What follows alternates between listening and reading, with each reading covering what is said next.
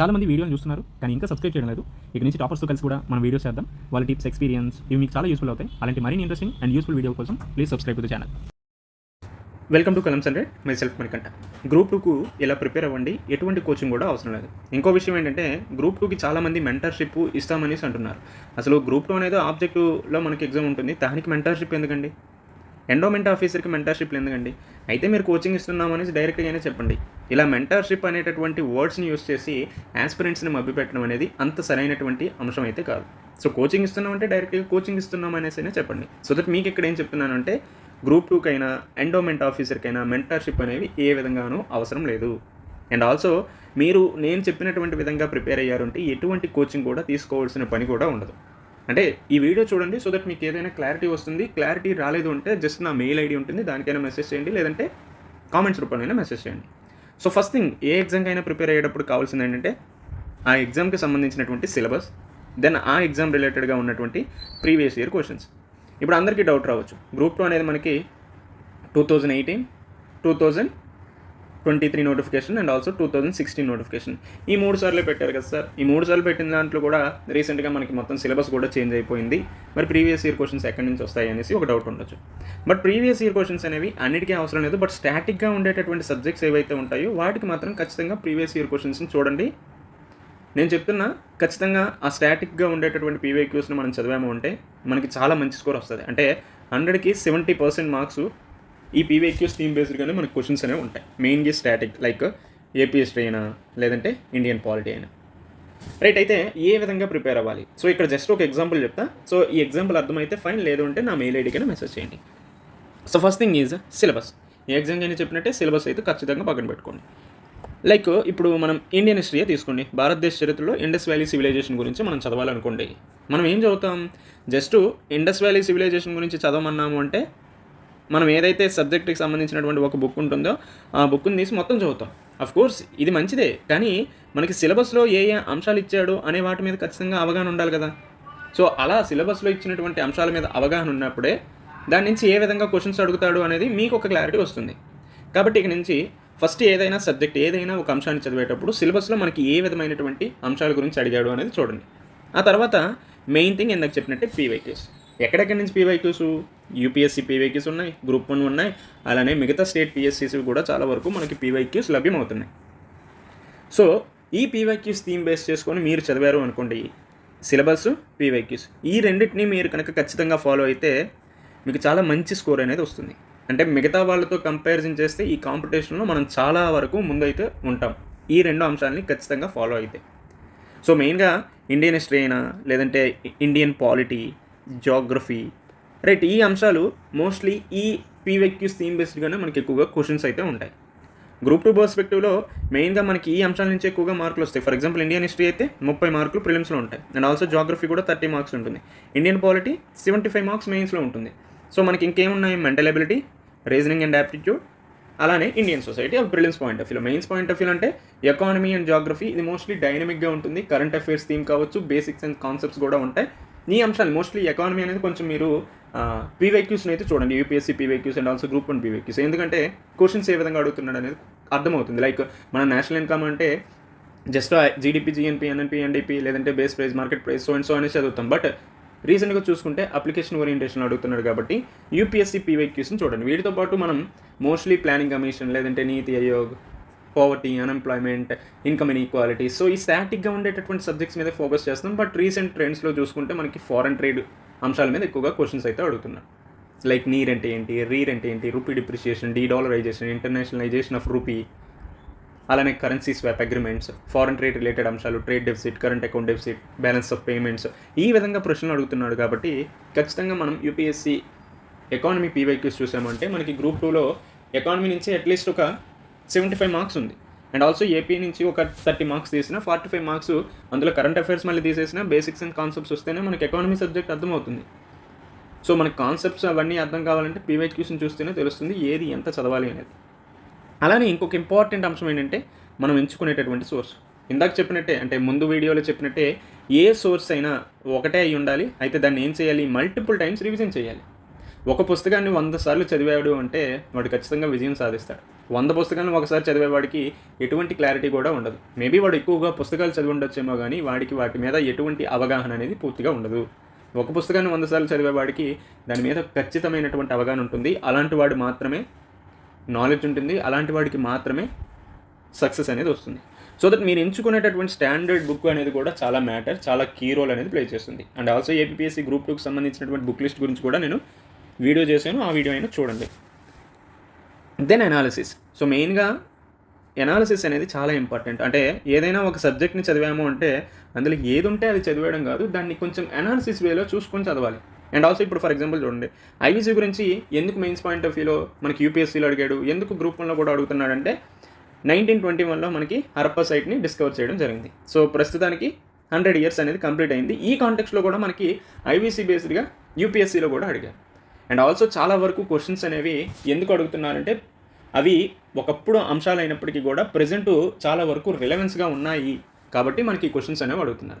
And also ఏదైనా సబ్జెక్ట్ని చదివేటప్పుడు హిస్టారికల్ పర్స్పెక్టివ్లో చూడాలి, హిస్టారికల్ బ్యాక్గ్రౌండ్ చూడాలి, కరెంట్కి ఉన్నటువంటి రిలవెన్స్ ఏంటనేది చూడాలి, అది గవర్నమెంట్ ఆఫ్ ఇండియాకి ఎంత ప్రయారిటీ ఉంది, గవర్నమెంట్ ఆఫ్ ఆంధ్రప్రదేశ్కి ఎంత ప్రయారిటీ ఉంది అనేది కూడా మనం అర్థం చేసుకొని చదువుకోవాల్సిన అవసరం ఉంది. అండ్ ఆల్సో మనం ఏదైనా సబ్జెక్ట్ని చదివేటప్పుడు కొంచెం అప్లికేషన్ ఓరియంటేషన్గా చదువుకోవాలి. అందులో ఏది ఉందో అదే బండగా చదివేయడం, లేదంటే బట్టి చదవడం అది ఒకప్పుడు ఉన్నటువంటి ఎగ్జామ్స్, బట్ ప్రెజెంట్ అయితే అప్లికేషన్ ఓరియంటేషన్గానే అంత ఉంది. సో దట్ ఏదైనా ఒక సబ్జెక్ట్ని చదివేటప్పుడు అప్లికేషన్ ఓరియంటేషన్గా చదువుకోండి, బేసిక్స్ మీద ఫోకస్ పెట్టండి, ఫౌండేషన్ మీద ఎక్కువగా ఫోకస్ పెట్టండి. ఇలా చేసినప్పుడు ఖచ్చితంగా మీకు ఏ సబ్జెక్ట్ అయినా బాగా అర్థమవుతుంది, బాగా వస్తుంది. క్వశ్చన్ ఎలా అడిగినా కూడా మనం ఈజీగా ఆన్సర్ చేయొచ్చు. And also revision. So revision is the key to the success. ఎవరైతే రివిజన్ చేస్తారో వాళ్ళు మాత్రమే సక్సెస్ అవుతారు. సో వన్ థింగ్, మనం ఏదైతే స్టాండర్డ్ బుక్ ఉందో అది చదువుతాము, దాన్ని బాగా అనాలిసిస్ చేసి చదువుతాం, దెన్ దాన్ని రివిజన్ చేస్తాం. సో ఏ రోజు చదివిందో ఆ రోజే రివిజన్ చేయండి, మళ్ళీ నెక్స్ట్ రోజు కూడా అదే రివిజన్ చేస్తే మీకు కొంచెం లాంగ్ టైంలో అది చాలా వరకు గుర్తుంటుంది. సో దట్ రివిజన్ కావచ్చు, లేదంటే లాంగ్ టైంలో ఎలా గుర్తుండాలి అనేటటువంటి అంశాల గురించి కూడా మనం ఫర్దర్గా డిస్కస్ చేద్దాం. అలానే మీరు ఇఫ్ ఇన్ కేస్ ఏదైనా ఒక టాపిక్ గురించి చదివారు అంటే ఆ టాపిక్ గురించి దానికి సంబంధించినటువంటి ప్రీవియస్ ఇయర్ క్వశ్చన్స్ చూస్తారు, అలానే దానికి సంబంధించినటువంటి ఎంసీక్యూస్ కూడా ప్రాక్టీస్ చేయండి. లైక్ ఇండస్ వ్యాలీ సివిలైజేషన్ ఉంది, ఇండస్ వ్యాలీ సివిలైజేషన్కి సంబంధించి గత ప్రశ్నలు ఏ విధంగా వచ్చాయి అనేది చూస్తారు. దానికి అనుగుణంగానే మనం ఇండస్ వ్యాలీ సివిలైజేషన్ గురించి చదువుతాం. అలానే దానికి సంబంధించినటువంటి పీవీక్యూస్ చేసాం, ఎంసీక్యూస్ చేసామంటే మనకి ఏం తెలుస్తుంది, మనకి ఎగ్జామినర్ ఎలా ఆలోచిస్తున్నాడు అనేది అర్థమవుతుంది, మనం ఎలా చదివామనేది అర్థమవుతుంది, మనకి ఎంత గుర్తుంది అనేది కూడా అర్థమవుతుంది ఈ ఎంసీక్యూస్ ప్రాక్టీస్ వలన. దెన్ ఈ ఎంసీక్యూస్ ప్రాక్టీస్ చేసిన తర్వాత ఖచ్చితంగా మనం కొన్ని తప్పులు చేస్తాము. సో దట్ మనం ఎక్కడ తప్పులు చేస్తాము అనే దాన్ని బట్టి మళ్ళీ రివిజన్ చేసుకోవాలి. సో ఇలా రివిజన్ ప్లాన్ అనేది ఉన్నప్పుడు మనకి లాంగ్ టైంలో చాలా వరకు గుర్తుంటుంది. అండ్ ఆల్సో రివిజన్ అనేది ఏ విధంగా చేయాలి, ఇటువంటి వాటి గురించి కూడా మనం ఫర్దర్గా వచ్చేటటువంటి వీడియోస్లో డిస్కస్ చేద్దాం. అండ్ ఆల్సో టెస్ట్ సిరీస్ అనేది కూడా చాలా మ్యాటర్స్. బట్ టెస్ట్ సిరీస్ అనేది ఎప్పుడు చేయాలి? నార్మల్గా మొన్న జరిగినటువంటి ఎగ్జామ్లో అందరూ ఏం చేశారంటే ఫస్ట్ టెస్ట్ సిరీస్ చేశారు, తర్వాత సిలబస్ చూశారు, ఆ తర్వాత ఏం చేశారు, సబ్జెక్ట్ని చదివారు, ఆ తర్వాత రివిజన్ చేశారు. సో యాక్చువల్లీ ఫస్ట్ సిలబస్ చూడాలి, తర్వాత సబ్జెక్ట్ చదవాలి, ఆ తర్వాత ఎంసీక్యూస్ ప్రాక్టీస్ చేయాలి, ఆ తర్వాత రివిజన్ చేయాలి. నీకు ఎంత గుర్తుందో లేదో తెలుసుకోవడానికి టెస్ట్ సిరీస్ చేయాలి. మనం ఈ విషయంలో చాలా వరకు రివర్స్ ఫాలో అవ్వడం జరిగింది. సో ముందు చేయాల్సింది వెనక చేయాల్సింది ముందు చేసినప్పుడే మనం వెనకబడతాం. కాబట్టి టెస్ట్ సిరీస్ అనేది చెయ్యండి, కానీ మీరు అంతా కంప్లీట్ చేసిన తర్వాత మీకు ఎంత వచ్చో అనేది మీ అవగాహన కోసమే టెస్ట్ సిరీస్. అంతేగాని టెస్ట్ సిరీస్ నుంచే క్వశ్చన్స్ వస్తాయి అనేటటువంటి మోసధోరణిని మీరు విడిచిపెట్టండి. మేబీ చాలా కోచింగ్ ఇన్స్టిట్యూట్స్ మా టెస్ట్ సిరీస్ నుంచి వచ్చాయి అనేసి వాళ్ళు వేసుకోవచ్చు, అది వాళ్ళ ఇష్టం. ఎందుకంటే that is profit and business ఓరియంటేషన్గా ప్రజెంట్ కోచింగ్ ఇన్స్టిట్యూట్స్ అనేవి రన్ అవుతున్నాయి కాబట్టి ఖచ్చితంగా వాళ్ళ యొక్క మార్కెటింగ్ని పెంచుకోవాలి అంటే ఇటువంటి అడ్వర్టైజ్మెంట్స్ చేయాలి. కానీ దాన్ని మీరు ఎలా తీసుకుంటున్నారు అనేదే మ్యాటర్. సో టెస్ట్ సిరీస్ రాయండి, బట్ ఎప్పుడు చేయాలో అప్పుడే చేయండి. అండ్ ఆల్సో మనకు చాలా వరకు ఫ్రీగా కూడా చాలా అవైలబుల్గా ఉన్నాయి కాబట్టి మీరు మరీ అంత ఎక్కువగా డబ్బులు పెట్టేసి మరీ చదవాల్సినటువంటి పని అయితే లేదు. అండ్ ఆల్సో చాలా ఇంపార్టెంట్ ఏంటంటే డైలీ షెడ్యూల్ అయితే పెట్టుకోండి. సో దీనికి సంబంధించి టైం టేబుల్ కూడా నేను ఆల్రెడీ వేసాను, మన యూట్యూబ్ ఛానల్లోని షార్ట్స్లో టైం టేబుల్ అనేది ఉంటుంది, అంటే డైలీ ఏ విధంగా చదవాలనే దాని గురించి. అండ్ ఆల్సో కన్సిస్టెంట్ ప్రిపరేషన్ అనేది చాలా మ్యాటర్స్. ఎవడైతే కన్సిస్టెంట్గా లాంగ్ టైంలో చదువుతాడో వాడు మాత్రమే సక్సెస్ అవుతారు. కన్సిస్టెంట్ ఎఫర్ట్ లేకుండా ఈ కాంపిటేటివ్ ఫీల్డ్లో ఎన్ని సంవత్సరాలు ఉన్నా యూజ్ అయితే ఉండదు. So that consistent preparation with daily schedules అనేది మనకి చాలా వరకు సక్సెస్ని తెచ్చిపెట్టడంలో ఇంపార్టెంట్ రోల్ ప్లే చేస్తుంది. ఇంకోటి ఏంటంటే ఇంపార్టెంట్ అండ్ కోర్ థీమ్స్ ఏవైతే ఉన్నాయో వాటి మీద ఖచ్చితంగా ఫోకస్ చేయండి. మరి ఇంపార్టెంట్ అండ్ కోర్ థీమ్స్ని నేను ఎలా గెస్ చేయగలను అనే ఒక డౌట్ వచ్చినప్పుడు పీవైక్యూస్ చూడండి. అది యూపీఎస్సీ అవ్వచ్చు, గ్రూప్ 1 అవ్వచ్చు, గ్రూప్ 2 అవ్వచ్చు, మిగతా స్టేట్ పిఎస్సీస్ని చూస్తే ఇంపార్టెంట్ కోర్ థీమ్స్ ఏంటనేది మనకు అర్థమవుతుంది. ఫర్ ఎగ్జాంపుల్ ఇండియన్ పాలిటీనే తీసుకోండి. ఇండియన్ పాలిటీలో కోర్ థీమ్స్ ఏంటి? నార్మల్గా మనం హిస్టారికల్ బ్యాక్గ్రౌండ్ అవి ఇవి అని చదువుతాం. బట్ ఎక్కువగా మార్కులు తెచ్చిపెట్టేది ఏంటి? Fundamental rights, DPSP and also parliament. నేను వెంటనే ఇవి ఎందుకు చెప్పగలిగానంటే బికాజ్ ఆఫ్ ఈ పీవైక్యూస్ని చూడటం వల్ల, ఈ పీవైక్యూస్ని పూర్తిగా అర్థం చేసుకోవడం వల్ల. సో దట్ ఏ సబ్జెక్ట్నైనా మీరు ఏదైతే కోర్ అండ్ ఇంపార్టెంట్ థీమ్స్ అనేసి మీరు గెస్ చేయడం కాదు, పీవైక్యూస్ని చూసినాక మీకు అదే అర్థమవుతుంది. మనం గెస్ చేసేది వేరు, ఎవాల్యుయేటర్ లేదు ఎగ్జామినర్ అడిగేది వేరు. సో దట్ ఎగ్జామినర్లా మనం ఆలోచించాల్సినటువంటి అవసరం ఉంది. కోర్స్ మనకి ఎగ్జామినర్ కంటే మంచి ఆలోచనలు, మంచి దృక్పథాలు ఉండొచ్చు, కానీ మనం ఈ ఎగ్జామ్ని క్లియర్ చేయాలంటే ఎగ్జామినర్ ఎలా ఆలోచిస్తున్నాడో అలానే ఆలోచించాల్సిన అవసరం ఉంటుంది. So that important and core themes అనేది చాలా మ్యాటర్స్. మిగతావి చదువుతూనే వీటికి కొంచెం ఎక్కువగా ప్రయారిటీ ఇస్తూ చదువుకోవాల్సిన అవసరం ఉంది. And also revision, single source తీసుకోవాలి, మల్టిపుల్ టైమ్స్ రివిజన్ చేయాలి. సో దీని గురించి ఫ్రీక్వెంట్గా ఎందుకు చెప్తున్నానంటే రివిజన్ మాత్రమే మనల్ని జీవితంలో ముందుకు తీసుకెళ్తుంది, మనల్ని సక్సెస్ అవ్వడానికి ఒక వారధిలా ఉంటుంది. దెన్ ఆల్సో ఇంపార్టెంట్ అంశం ఏంటంటే positive mind set and also mental health.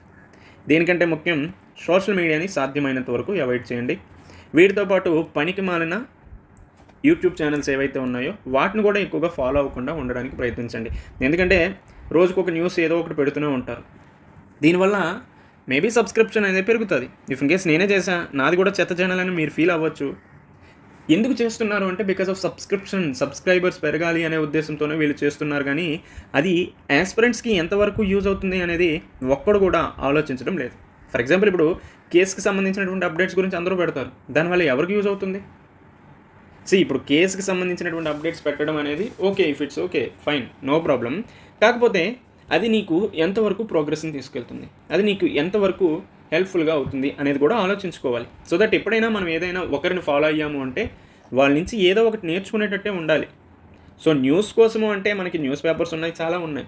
But నువ్వు యూట్యూబ్ని ఎందుకు వాడుతున్నావు అంటే బికాస్ నువ్వు ప్రోగ్రెస్ అవ్వడానికి.